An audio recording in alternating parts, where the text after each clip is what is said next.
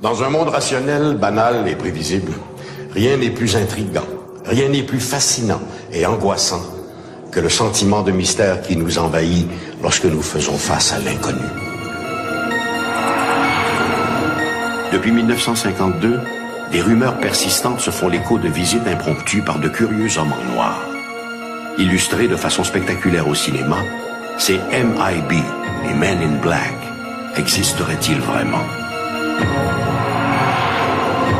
Un prospecteur amateur de Winnipeg voit se poser près de lui un appareil étrange, près de Falcon Lake. Ce prototype secret va chambarder sa vie. En soirée du 7 novembre 1990, un étrange vaisseau apparaît dans le ciel de Montréal. Policiers et curieux témoignent du phénomène. Hallucination collective, réflexion, illusion d'optique. Les témoins jurent que non. Le 4 octobre 1967, quelque chose s'abîme en mer au large de Shag Harbor, en Nouvelle-Écosse. Un seul ennui. Ce mystérieux appareil n'a laissé aucune trace, ni aucun débris. Ici Michel Dumont. Vous regardez Dossier Mystère.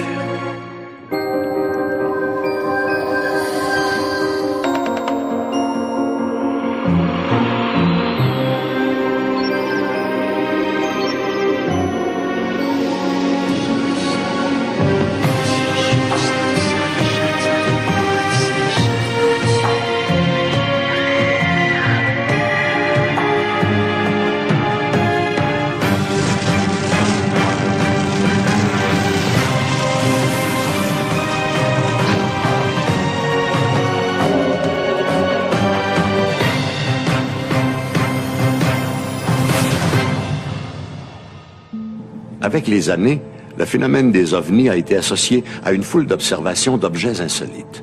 En y regardant de plus près, on constate que le lien entre ces anomalies et les ovnis n'est souvent justifié que par le manque de preuves, plutôt que par des indices irréfutables. Mais au chapitre des phénomènes étranges, l'absence de preuves n'est pas forcément la preuve de l'absence. Le rendez-vous avait été fixé dans un centre commercial de Victoria. 2 jours plus tôt, Grant Brayland a observé un ovni et en a discuté sur les ondes de son radio CB pour apprendre qu'un autre homme de la région, lui aussi, avait été témoin du phénomène. Les 2 hommes ont convenu de se rencontrer pour échanger leurs observations respectives. Mais voilà, l'homme avec qui Grant avait rendez-vous ne viendra pas. Il s'est cassé le bras. Brayland prend soudainement conscience de l'étrange ambiance qui l'entoure. Seuls 2 hommes, apparemment des jumeaux identiques, se tiennent un peu en retrait, comme s'ils attendaient de pouvoir utiliser à leur tour le téléphone public. What is your name? Where do you live? What is your number? Les hommes ne lui ont pas demandé son numéro de téléphone, mais son numéro, comme s'il s'agissait de son identification personnelle.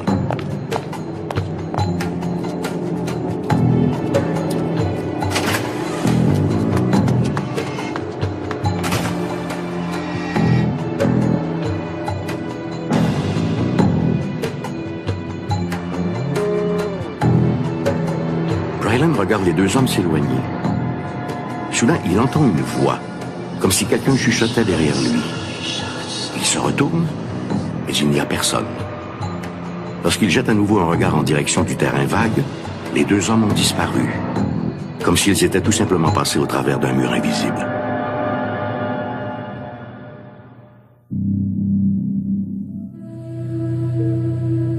Quoique surprenante, la rencontre de Grant Brayland n'est pas unique dans les annales de l'inexplicable. Depuis les années 1950, de nombreux témoins ou enquêteurs du phénomène OVNI affirment avoir reçu la visite de ces mystérieux personnages en complet sombre. Je pense que les premières histoires d'hommes en noir remontent au début des années 1950. Et elles ont toujours été associées à des affaires de rencontres avec des ovnis. C'est l'aspect le plus sinistre de ces rencontres. À cette époque, il y avait beaucoup d'histoires de bons extraterrestres rencontrant des gens. Les hommes en noir étaient en quelque sorte une version des mauvais extraterrestres. Et leur rôle était essentiellement d'étouffer les histoires d'ovnis. C'est un phénomène qui est aussi vieux que l'ufologie.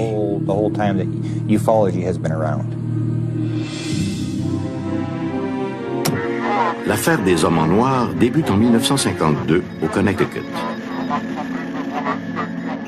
Cette année-là, un certain Albert Bender fonde l'International Flying Saucer Bureau, un organisme voué à l'étude des ovnis. L'association connaît un succès immédiat. Puis, à l'automne de 1953, Bender annonce aux membres qu'il laisse tout tomber, et en quelques jours, l'organisme n'est plus qu'un souvenir.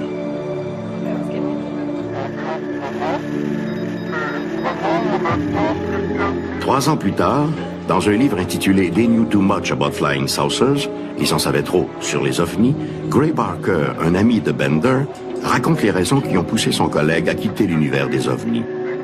Bender lui a confié avoir reçu la visite de trois hommes vêtus de noir qui lui auraient conseillé de se retirer avant que les choses ne tournent mal. Ces mystérieux personnages visiteraient témoins et enquêteurs pour leur faire savoir qu'on les surveille. Oui, je crois que le gouvernement a exploité le phénomène des hommes en noir pour intimider des témoins. Mais je ne crois pas que cela ait été fait de façon soutenue. Je pense que le phénomène a plutôt été utilisé de manière sporadique, pour oui intimider des témoins, mais aussi pour créer une forme de confusion. Je sais que les gouvernements ont toujours été intéressés par les ovnis, que nous faisons face à une espèce de Watergate cosmique. Par contre, je n'ai trouvé que très peu d'éléments pour valider ces histoires d'hommes en noir. Que les autorités souhaitent savoir ce qui se passe, c'est certain. Les ovnis sont à l'agenda de nombreuses agences de renseignement, et ce depuis fort longtemps. Mais je ne sais trop quoi penser des hommes en noir. Rien ne me force à accepter qu'ils soient des extraterrestres ou des agents à la solde des gouvernements. Je pense qu'ils sont plutôt le fruit d'imaginations trop fertiles, et que ces histoires ont été amplifiées avec le temps. Je n'ai aucune raison de croire à ces histoires d'extraterrestres en costume sombre.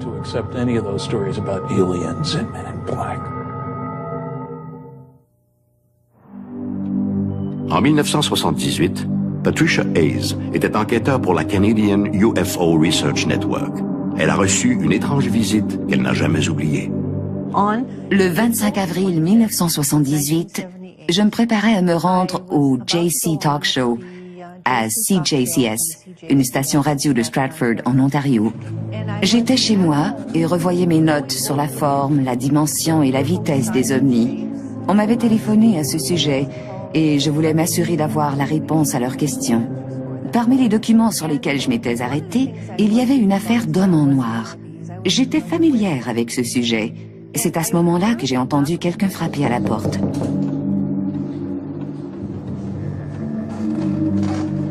Lorsque j'ai ouvert, j'ai reculé d'un pas, étonné.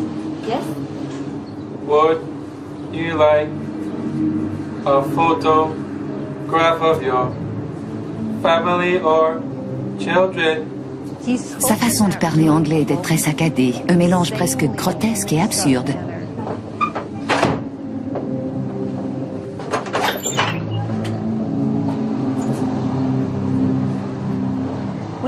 Après avoir reçu la visite de ces hommes en noir, j'ai découvert que certains de mes dossiers avaient disparu. Beaucoup de gens croient que les hommes en noir sont des extraterrestres ayant pris forme humaine. D'autres pensent qu'il s'agit plutôt d'agents du gouvernement qui se manifestent après une observation d'OVNI pour confisquer des documents ou pour intimider et menacer les témoins. Personnellement, je ne sais pas ce que sont les hommes en noir. Par contre, je peux vous assurer que si vous en rencontrez un, vous ne l'oublierez jamais. Par expérience, et je suis dans ce domaine depuis près de 30 ans, je peux parler de deux incidents où j'ai pu m'entretenir avec des gens impliqués dans des histoires d'hommes en noir. Dans ces deux cas, il m'apparaît certain que ces personnages étaient des extraterrestres.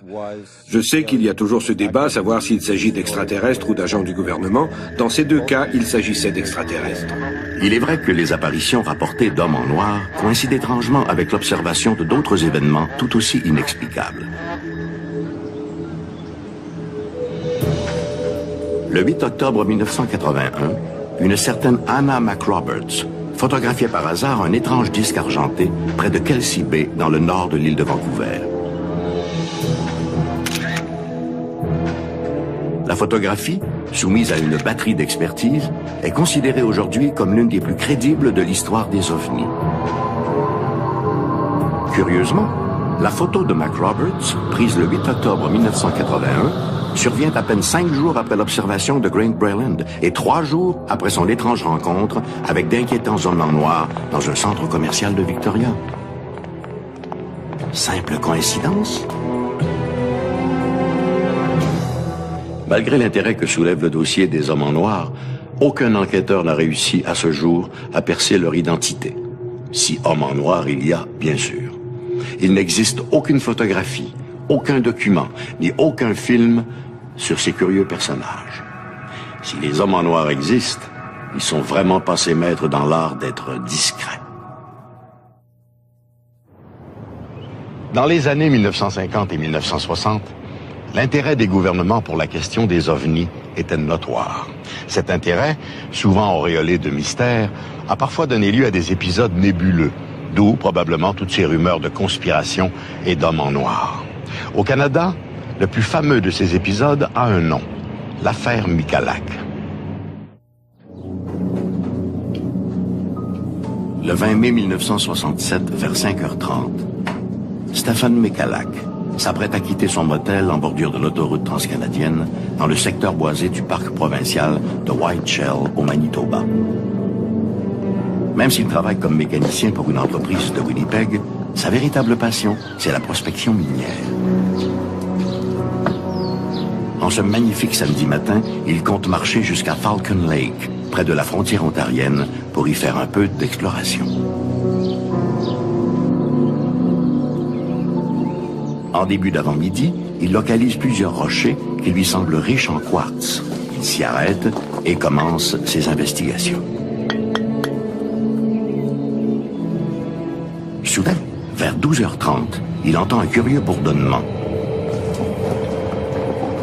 En levant la tête, il aperçoit 2 objets de forme oblongue surmontés d'un dôme qui se dirigent vers lui. Un des appareils commence alors sa lente descente pour se poser à quelques mètres du prospecteur pendant que l'autre poursuit sa route vers l'ouest. Vu de plus près, l'engin a plutôt l'allure d'un disque que d'un cigare. De plus, la couleur rougeâtre que l'objet avait en vol fait maintenant place au gris et a un peu l'aspect du métal poli. Pendant plus d'une demi-heure, Michalak observe et dessine l'objet.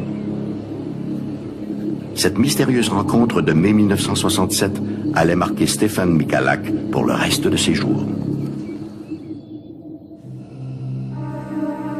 Stephen Michalak émigre au Canada en 1948, après avoir vécu les rudes années de guerre dans sa Pologne natale. En 1967, il travaille comme mécanicien industriel dans une cimenterie. Michalak est un homme rigoureux, honnête et un travailleur acharné qui n'a jamais eu tendance à fabuler sur des êtres venus de l'au-delà. Mon père n'avait pas la moindre idée de ce qu'il avait vu, pas même un soupçon. De prime abord, Michalak croit avoir devant lui un prototype militaire américain. Soudain, un peu à la manière de l'iris d'une caméra, une porte s'ouvre sur le côté de l'engin. Michalak entend alors des bruits, et ce qui lui paraît être des voix. Lorsqu'il a entendu ces voix, il s'est dit, peut-être ces Américains ont-ils besoin d'aide? Il s'est approché et a crié, « Hé les Yankees, avez-vous besoin d'aide? Je pourrais vous donner un coup de main pour réparer votre engin. » Les voix se sont tues. Alors il s'est dit, ce ne sont peut-être pas des Américains après tout. Et comme il était polyglotte, il s'est adressé à eux en russe. Même chose, toujours pas de réponse. Il s'est approché encore plus de l'engin, qui devait faire 4 mètres de haut, et il s'est glissé la tête par l'ouverture. Il a vu alors une rangée de lumière qui clignotait, un peu comme les voyants des ordinateurs des années 1960-1970. Il n'a pas vu d'autres détails. Par contre, il a noté que les parois de l'engin, du moins en jugé par les coutilles, étaient très épaisses. Il a entendu des bruits. Qu'est-ce que c'était que ces bruits? Il ne pourrait pas le dire. Il n'en avait pas la moindre idée. C'était comme des bruits de voix et des cliquetis. Un mélange de sons. La porte s'est soudainement refermée et l'objet a commencé à tourner sur lui-même. Sur l'un des côtés, il y avait une grille qui s'est retrouvée devant Michalak et d'où est sorti un jet de gaz brûlant. Il a été jeté au sol et ses vêtements se sont enflammés. L'engin a décollé et a disparu dans le ciel. Lorsque l'engin a décollé, qu'il a été atteint à l'abdomen par cette éruption de gaz brûlant, il souffrait terriblement. Mais ce qui est plus important encore, il réagissait physiquement à cette brûlure. Lorsque des gens sont brûlés, la douleur est localisée. Mais lui vomissait, avait des nausées, et la tête lui tournait. C'étaient des symptômes plus proches d'une réaction allergique que d'une brûlure.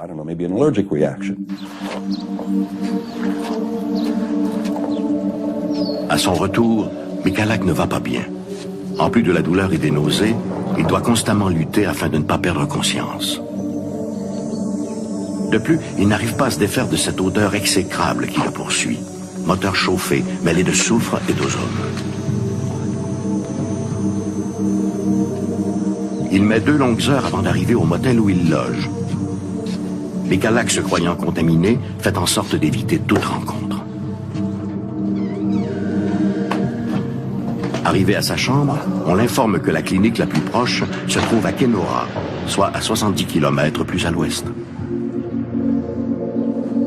Michalak refuse de s'y rendre et préfère retourner le plus tôt possible chez lui à Winnipeg afin d'y être traité. De sa chambre, il appelle donc son épouse et lui demande d'envoyer leur fils le prendre au terminus vers les 22 heures. Son fils l'a conduit à l'hôpital où il a été traité pour ce qu'il disait lui-même être des brûlures occasionnées par un avion. Sur la poitrine, il avait des brûlures au 2e et au 3e degré. Mais sur l'abdomen, les brûlures étaient légèrement différentes. Elles ont été décrites comme des brûlures chimiques. Ils l'ont traité pour des brûlures, mais il ignorait pourquoi il était malade comme ça, pourquoi il ne répondait pas, d'où venait son étrange odeur. Il n'en avait pas la moindre idée. Les médecins l'ont traité pour des blessures superficielles et l'ont retourné chez lui. C'est à ce moment-là que Michalak a commencé à être très malade.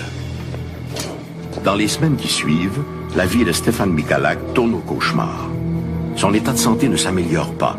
Il perd 10 kilos. Il consulte son médecin personnel qui le réfère à un dermatologue, puis à un autre spécialiste. Malheureusement, aucun praticien ne semble bien cerner la cause des malaises de leurs patients. Parallèlement, Michalak doit affronter un autre volet du cauchemar. Peu après, mon père a finalement raconté son histoire. Il faut comprendre que pour un homme comme lui, la première idée était « si ces choses sont dangereuses, il faut le dire à quelqu'un ». Mais à qui? Un journaliste du Winnipeg Tribune s'est assis avec lui et a écouté son histoire, qu'il a ensuite publiée. Après, tout a dérapé. À partir de là, notre vie n'a plus été la même. Tout le monde a été impliqué. L'armée de l'air canadienne et la gendarmerie royale. Ces types se présentaient chaque jour à toute heure du jour pour poser toujours les mêmes questions. « Racontez-nous votre histoire », demandait-il. Toujours la même chose. Mon père n'en revenait pas de cette folie qu'il avait déclenchée. En fait, jusqu'à sa mort, il n'a cessé de penser qu'il aurait mieux valu pour lui de se taire.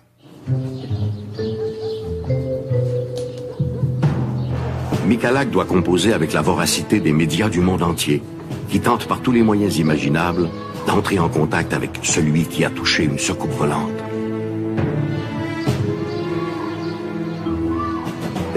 Papa avait raconté son histoire 1 million de fois, et il en avait un peu marre. Il a dit « tout ça est ridicule ». Ma mère en particulier détestait ce cirque médiatique. C'est alors que mon père a décidé d'écrire un livre. Entendons-nous, ce n'était qu'une petite planchette de quelques dizaines de pages imprimée par un ami de la famille. Il a dit à ma mère, si des journalistes viennent pour cette histoire, tu n'auras qu'à leur donner le livre, rien de plus. Aussitôt, les gens ont commencé à dire « Ah, vous avez écrit un livre, vous devez avoir fait de l'argent. » En fait, il n'a pas fait un sou. Au contraire, il en a dépensé. Ce qu'il voulait, c'était simplement avoir la paix. De tous les rapports d'enquêteurs à s'être penchés sur le cas Michalak, celui du sergent Biskey est sûrement de loin le plus loufoque. Sergeant Biskey of the Air Force. Le sergent Biskey de l'armée de l'air croyait qu'il était possible que toute cette histoire ne soit qu'un canular imaginé par Michalak. Il a écrit par exemple « Il est possible que Michalak ait eu quelques problèmes dans les bois, qu'il ait fait un barbecue et qu'il soit tombé sur la grille. C'est ce qui aurait pu occasionner ces curieuses brûlures. » Mais un examen des brûlures va plutôt dans le sens contraire. Si cela s'était produit de cette manière, les brûlures n'auraient pas eu cet aspect de damier, mais plutôt celui des lignes de la grille du barbecue. Cette idée n'avait pas de sens. Presque un an plus tard, alors qu'il était à son travail, il s'est écroulé. Il a commencé à enfler comme un ballon. Nous l'avons amené à l'hôpital où on nous a dit qu'il devait s'agir d'une réaction allergique. Puis les marques sont réapparues sur sa poitrine. En désespoir de cause, Michalak paiera lui-même pour être suivi par les spécialistes de la réputée clinique Mayo de Rochester au Minnesota.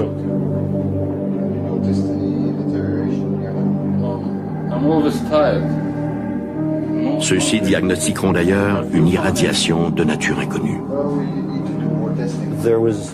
Il n'y avait aucune explication à ces malaises. Les médecins étaient étonnés et son évaluation psychologique disait que Michalak n'était pas du genre à monter des histoires, qu'il était un homme très terre-à-terre et honnête. Ils n'ont trouvé aucune explication à ses symptômes ni à la mésaventure qu'il disait être la sienne. C'est demeuré un mystère. Jusqu'à sa mort en 1999, Stefan Michalak ne variera jamais d'un iota dans sa description des événements. Si cette histoire l'a rendu célèbre, il n'en a jamais tiré profit. Bien au contraire, pendant des années, il a été ridiculisé, lui qui souhaitait simplement prévenir ses concitoyens d'une menace possible. On peut certes imaginer que Michalak ait monté toute cette affaire, mais s'il s'agit d'une mystification, elle est très complexe. Et elle aurait nécessité une extraordinaire mise en scène. Je n'ai jamais rien vu qui aille dans ce sens. S'il s'agit de quelque chose de terrestre, de domestique, c'est très bien. Cela n'a aucune importance. S'il s'agit d'un engin extraterrestre, c'est très bien aussi. Cela n'a pas non plus d'importance. Ce qui est important pour nous, c'est que cela est arrivé à notre père. Ce type était de notre famille. Pour nous, cela était beaucoup plus important que de savoir quelle était la nature de cet engin. L'affaire Michalak est sans contredit la plus sensationnelle histoire d'OVNI survenue au Canada. Encore aujourd'hui, on s'interroge sur la nature de cet objet observé par Stefan Michalak. Jusqu'à sa mort en 1999, le prospecteur est demeuré sur l'impression que ce qu'il avait observé était peut-être un prototype secret. Le problème, c'est que depuis 1967, ce prototype n'est jamais réapparu dans l'arsenal militaire des grandes puissances. Et si finalement, c'était tout autre chose? À en croire les sceptiques, les ovnis n'apparaissent qu'au-dessus des régions rurales. Et les témoins ne sont que de pauvres types incapables de faire la différence entre la planète Vénus et un vaisseau extraterrestre. Mais la réalité est bien différente. De nombreuses observations d'ovnis se sont produites au-dessus de grandes métropoles. Quant aux témoins, on compte parmi eux des médecins, des astronomes, des pilotes d'avion et des policiers, comme dans le cas de la place Bonaventure, à Montréal, en 1990.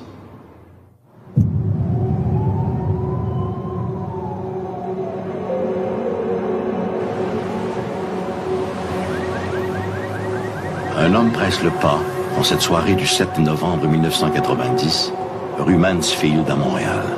Il est 21h10. Si son regard se porte inlassablement vers le sommet des édifices du centre-ville, c'est qu'il se déroule dans le ciel montréalais quelque chose d'insolite. Notre homme s'arrête au Hilton de la place Bonaventure, il y traverse promptement le hall d'entrée et se dirige tout droit vers les ascenseurs.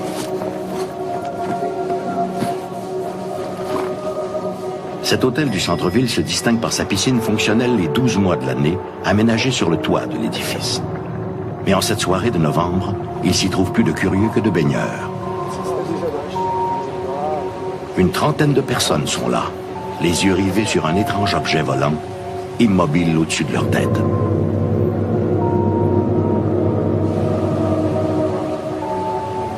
L'engin ressemble à une sphère aplatie, faite d'un métal sombre et poli.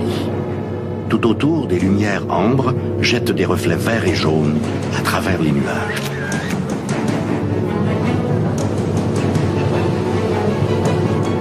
Fébrile, l'homme place son appareil photo sur un point d'appui et tire quelques clichés. Marcel Laroche, journaliste au quotidien montréalais La Presse, est loin de s'imaginer que ces clichés deviendront les pièces maîtresses de l'une des plus étonnantes observations d'OVNI de l'histoire du Canada.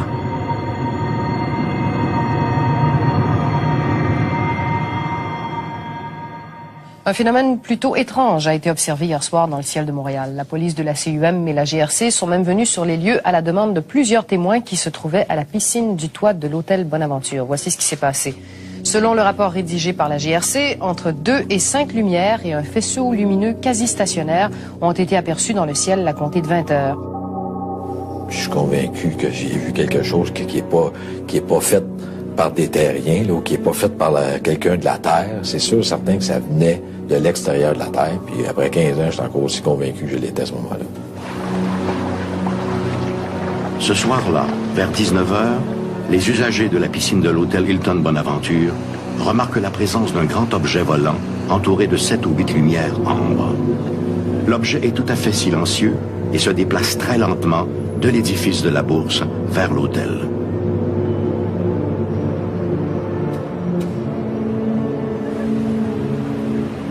Pour certains, l'apparition rappelle ces ovnis dépeints dans le classique Rencontre du troisième type de Steven Spielberg. Intrigués, ils en informent la direction de l'hôtel. Bientôt, la terrasse grouille d'une agitation particulière.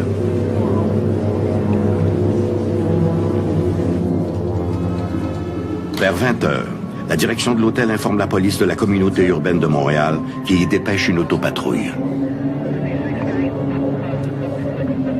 L'agent François Lippé arrive sur place quelques minutes plus tard.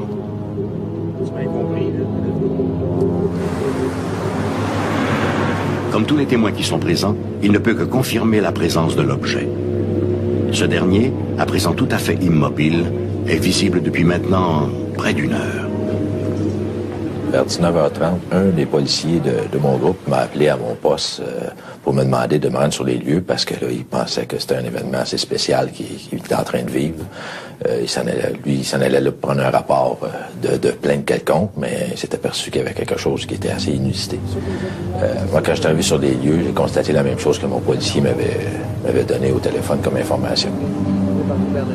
Pensant ainsi trouver réponse à ces questions, l'agent Lippé contacte les contrôleurs des aéroports de Dorval et Mirabel. Malheureusement, les radars des deux aéroports ne décèlent rien d'autre que des appareils du trafic régulier. En OSR, c'était bien difficile d'évaluer la hauteur. On savait que c'était quelques mille pieds là, à l'œil, mais on ne savait pas non plus exactement. Puis au téléphone, le contrôleur m'informe que sur le radar, actuellement, il y avait un cargo numéro XXX qui passait au-dessus du centre-ville. Puis effectivement, moi j'étais à l'extérieur avec le téléphone sans fil et je voyais l'avion passer. Mais l'avion passait sous l'objet. Fait que j'ai demandé, j'ai dit à quelle hauteur quel est ton avion? Fait qu'il dit à peu près 6400 pieds. OK? Mais j'ai dit, c'est quoi qu'il y a au-dessus? Fait que lui, il me dit, ben, j'ai rien. Lui, il y avait aucune apparence sur son radar, comme quoi il y avait quelque chose d'autre que l'avion qui passait. Si les appareils radars de l'aviation civile ne détectaient rien, peut-être que ceux de la base militaire de Saint-Hubert avaient-ils repéré cet objet étrange. Au terme de leur entretien, l'agent Masson a la conviction que le contrôleur lui a caché certaines informations.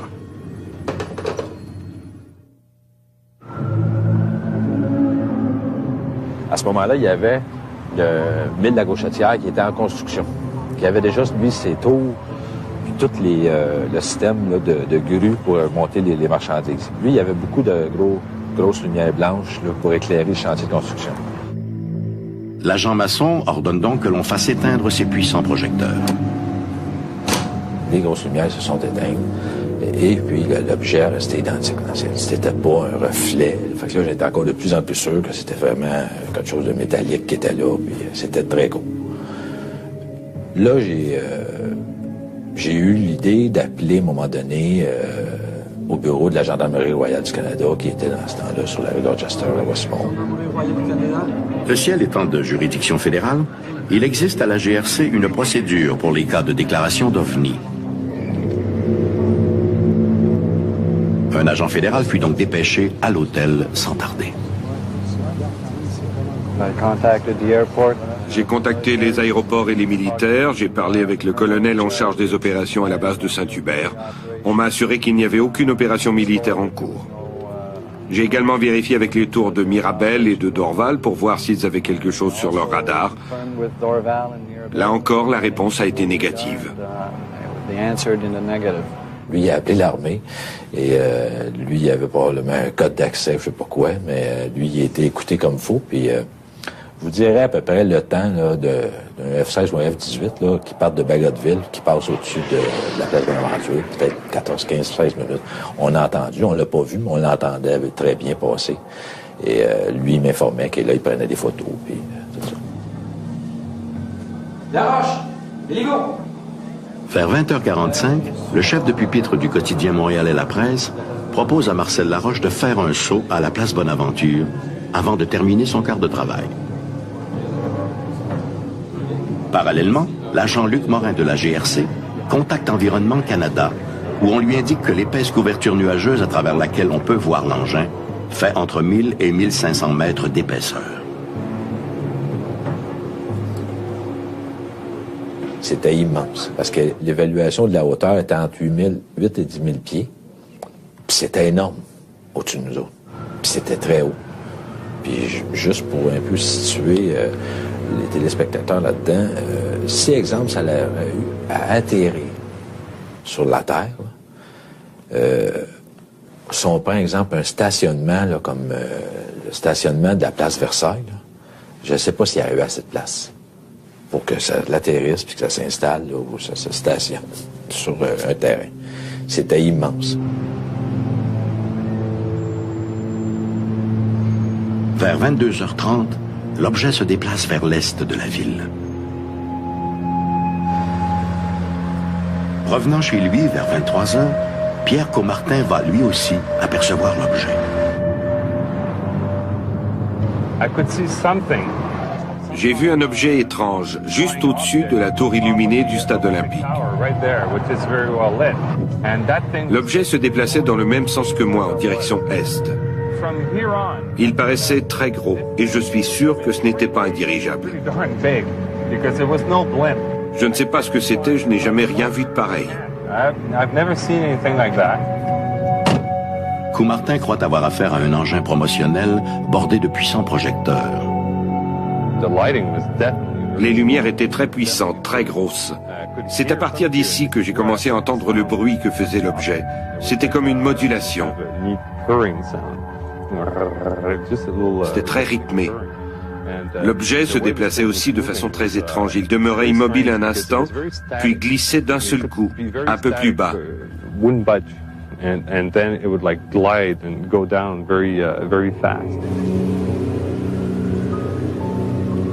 Les photos prises ce soir-là par Marcel Laroche furent envoyées au Dr. Richard Haynes, spécialiste en optique pour le laboratoire Ames de la NASA.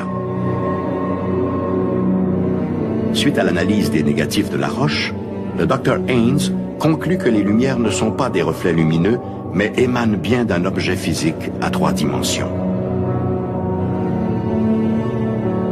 Il en ressort aussi que l'appareil évoluait à une altitude variant entre 1000 et 2700 mètres et que son diamètre était d'environ 540 mètres, soit l'étendue de 5 terrains de football.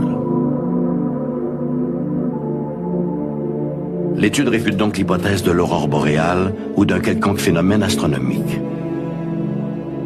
Il est malheureusement impossible à ce jour de connaître le résultat des vols de reconnaissance des appareils F-18 de l'armée canadienne. De plus, tous les rapports d'observation de l'appareil, rédigés par les policiers municipaux et par ceux de la GRC, sont devenus dès le lendemain officiellement inaccessibles.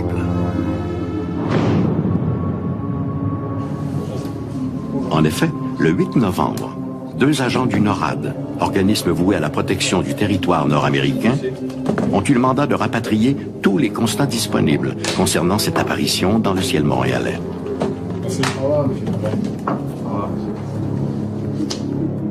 C'est sans plus d'explication que prit fin pour les Montréalais une des plus impressionnantes observations d'OVNI en sol canadien.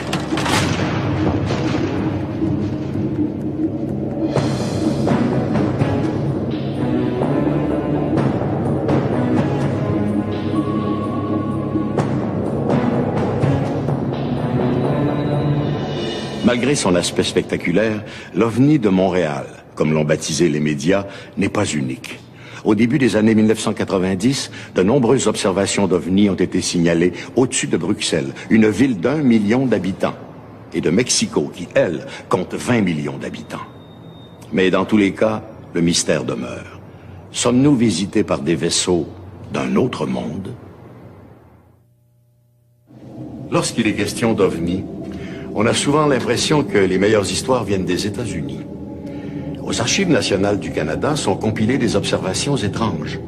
L'une d'elles relate des événements survenus il y a près de 40 ans dans le port de Shag Harbor, en Nouvelle-Écosse.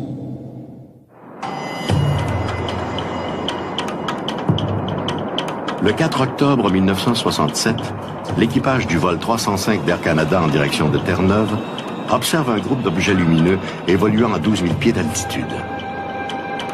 Soudain, 2 explosions successives firent éclater la formation et l'un des objets prit la direction de la Nouvelle-Écosse. La suite des événements nous laisse encore aujourd'hui perplexes.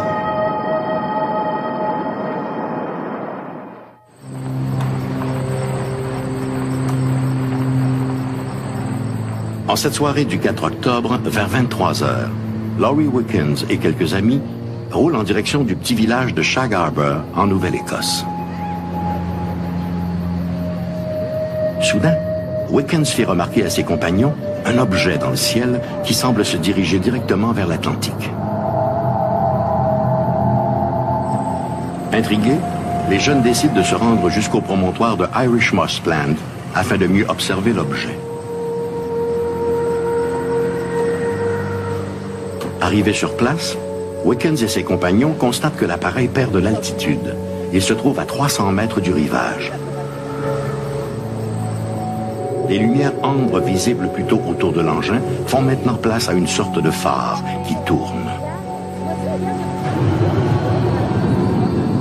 L'appareil finira par se poser sur les flots. Croyant qu'il s'agit d'un avion en détresse, Wickens décide de se rendre jusqu'à Woods Harbor, d'où il pourra prévenir la GRC, cantonnée à Barrington Passage. En 1967, il y a eu plus de 300 observations d'OVNI rapportées aux autorités militaires. À cette époque, c'était l'armée de l'air canadienne qui enquêtait sur ces incidents. Pour l'observation rapportée ici, les autorités ont demandé une recherche sous-marine.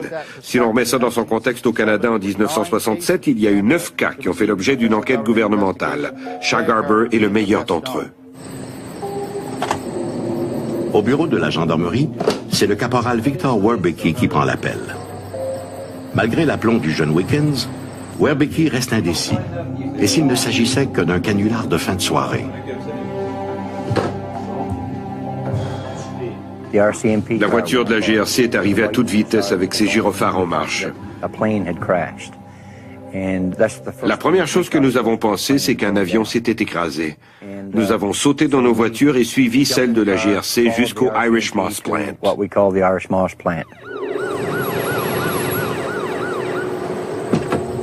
Un peu avant minuit, l'agent Werbicki se rend lui aussi au promontoire de Irish Moss Plant.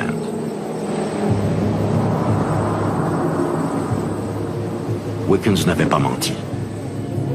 Quelque chose flotte bel et bien à la surface de l'eau, mais pour combien de temps encore? Lorsque nous sommes arrivés sur les lieux, il y avait déjà une voiture de police. Nous sommes restés là à observer l'objet pendant 4 ou 5 minutes. Puis la lumière s'est éteinte. A-t-elle plongé sous l'eau? Est-elle allée ailleurs? Je l'ignore. Cette chose a disparu sous l'eau, ou bien de son propre gré, ou bien parce qu'elle a coulé. À ce moment-là, personne ne pensait à un ovni. On croyait plutôt qu'un avion s'était abîmé en mer. On s'inquiétait sur le sort des survivants ou s'il y avait des victimes. La GRC a alors réquisitionné 2 bateaux de pêche pour aller voir s'il y avait des survivants ou des débris, quelque chose du genre.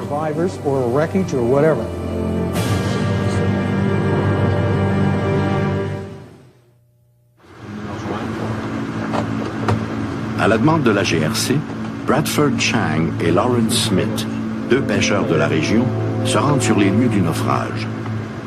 Pendant près d'1 heure, les 2 hommes sillonnent la baie, mais ils ne trouvent rien, ni épave, ni survivants. Vers minuit 45, un patrouilleur des gardes côtières informe les 2 pêcheurs qu'aucun avion commercial ou privé n'est porté manquant. Dans les heures qui suivent, 6 autres bateaux de pêche vont se joindre aux recherches, mais en vain. L'objet tombé dans la baie de Shag Harbor n'a apparemment laissé aucun débris. Toutefois, aux environs du point de chute, les chercheurs naviguent dans une étendue de mousse jaunâtre qui dégage une forte odeur de soufre. Nous avons cherché toute la nuit jusqu'à ce que les plongeurs de la GRC prennent le relais le lendemain matin. Nous sommes restés là encore toute la journée. On espérait trouver des débris ou quelque chose dans l'eau, peu importe de quoi il s'agissait. Mais nous n'avons rien trouvé. Les recherches se sont poursuivies jusqu'au lundi suivant. Elles avaient débuté le mercredi soir, sans résultat. On a alors abandonné. Les autorités n'ont jamais nié qu'un ovni avait plongé dans la mer. Elles ont simplement dit qu'elles n'avaient rien trouvé. Malgré l'absence de preuves matérielles, les autorités canadiennes prennent l'affaire très au sérieux. L'incident est même communiqué aux enquêteurs du projet Colorado, une commission d'enquête sur les ovnis parrainée par l'armée de l'air américaine. Nous n'avons aucun doute que cet objet a été suivi au radar. Pour l'instant, nous ne pouvons que nous appuyer sur des éléments anecdotiques ou faire des associations. Il est clair que ce soir-là, quelque chose s'est amené au-dessus du Canada, faisant route vers Shag Harbor. Mais nous ne pouvons pas le prouver. J'ai la preuve que quelque part il y a eu ingérence. Je ne suis pas de ceux qui croient à une vaste conspiration, mais il y a toujours des règles non écrites entre les diverses agences. C'est un sujet sensible. Souvent, les autorités prétextent la sécurité nationale pour se justifier. Je pense qu'ici, il serait plus juste de parler d'insécurité nationale. Certains jouissent d'un budget important pour assurer l'étanchéité de notre ciel, de nos systèmes de défense et de nos océans. Et ces gens n'aiment pas devoir dire « nous ne savons pas ». L'affaire Shag Harbor va tomber dans l'oubli pendant un quart de siècle. Puis en 1993, Chris Stile, lui-même témoin de l'incident de 1967, entreprend de réenquêter l'affaire avec l'aide financière d'un réseau de télévision américain. En 1995, Paramount Television et l'émission Sightings ont accepté de financer une recherche sous-marine. L'opération que j'ai proposée, d'une durée de 4 jours, consistait à quadriller le fond marin avec des radars latéraux, des scanners de profondeur, des magnétomètres et des plongeurs. L'idée était de retourner sur les lieux originaux de l'incident. Pour être honnête, nous n'avons absolument rien trouvé d'anormal. Mais je ne suis pas découragé par ces résultats. Cette affaire a été confirmée à tous les niveaux, que ce soit par la présence des militaires ou l'importante documentation qui en a découlé. Tous les indices prouvent qu'il s'agissait bel et bien d'un ovni. La question que l'on doit se poser est comment un objet de 20 mètres de diamètre a-t-il pu disparaître? La mer est peu profonde à cet endroit. Pourtant, l'objet n'a laissé aucune trace. C'est un mystère. C'était il y a 35 ans. Mais pour moi, c'est comme si tout cela était arrivé hier soir. Je n'ai rien oublié. Tous les détails de cette soirée sont encore frais à ma mémoire. Je ne sais pas ce que c'était. Personne ne me fera dire qu'aucun objet ne s'est posé sur l'eau parce que je sais que c'est vrai. Les policiers de la GRC l'ont vu. De 12 à 15 personnes l'ont vu aussi. J'y étais avec mon père et mon oncle.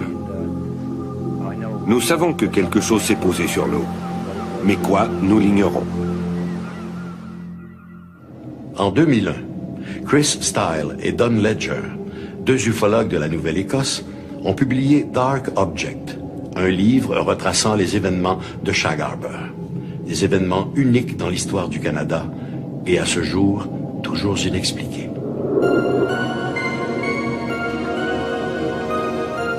Quand l'inconnu ébranle jusqu'à notre confiance en ce monde, notre imagination s'emballe.